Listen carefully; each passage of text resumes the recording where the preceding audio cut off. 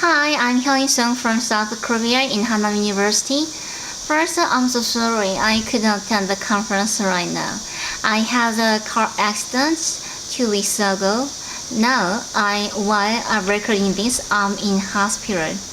But don't worry, I'm going to go home 2 weeks later. Anyhow, my title is a story of the analysis of sex roles in fairy tales. I'm focusing on sex role in fairy tale. Now, start my presentation. The purpose of this study is to suggest the direction for children they have to go by analyzing the sex roles in the fairy tales. Children like fairy tales as they can easily reflect their lives in the fairy tales without placing their minds on them. However, the fixed sexual ideas in the fairy tales may give a large influence to children in that part. The princess in the traditional fairy tales only wastes the prince with no making any effort, and the prince rescues the princess, and then they enjoy a happy life in the end. From such kind of figures, the normal girl dreams a princess, and the normal boy dreams a prince all together. Therefore, many creative fairy tales should appear and should demonstrate the figures that the success is accomplished through their own efforts.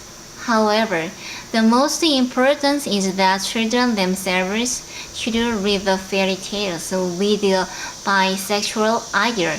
A very important word is bisexuality.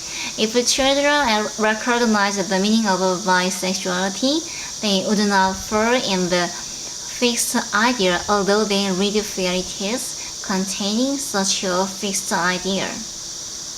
After all, children may recognize the proper sexual roles by reading children's literature. Children may screen and accept the fairy tales as well as children's literature only when they accept the bisexuality. On different analysis, there are two fairy tale styles. Classical and traditional fairy tales, and the other is contemporary creative fairy tales. But I call the first is just a fairy tale, and last is children's literature. The roles of fairy tales by sex. I analyzed the two parts. First is the job by sex. Second is frequent adjectives by sex. And you can see male's job is various than female. Male has king, prince, explorer, gardener, musician, fisherman, preacher, coach, and so on. But on the other hand, the female has this kind of job, but it's not a real job because queen, princess, servant, babysit is a professional job. So we can know the difference of job of a female and male. And second is frequent adjectives by sex. Male has this kind of characteristic: aggressive, assertive, adventurous, daring, courageous, steady, rational, independent, and so on.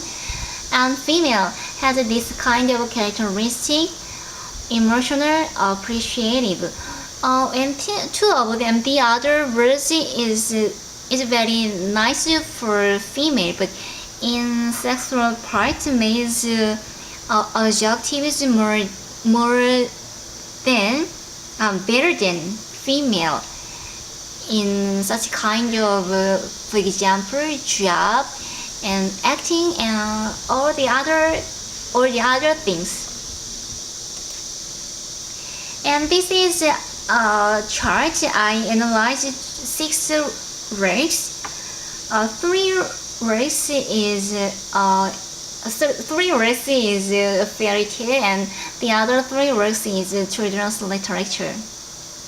And we can see first is Sleeping Beauty, And in this row, we can find various jobs, but we can see deeply into they are all just her name, Sleeping Beauty, and she is a princess.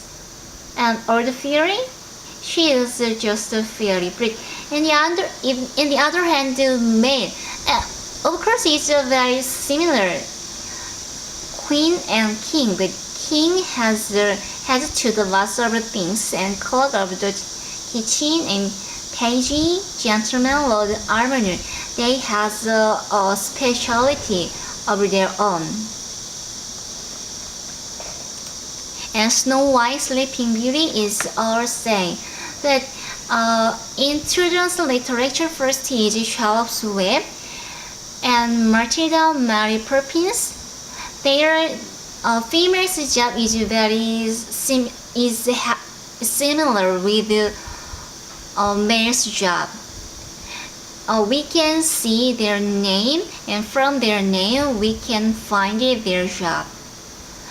But even though different situation than all the time fairy tales, it still remain the limitation for female.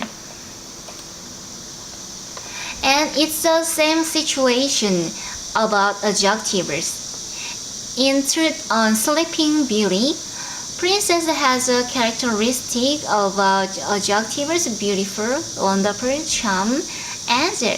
Of course, these are very nice words, but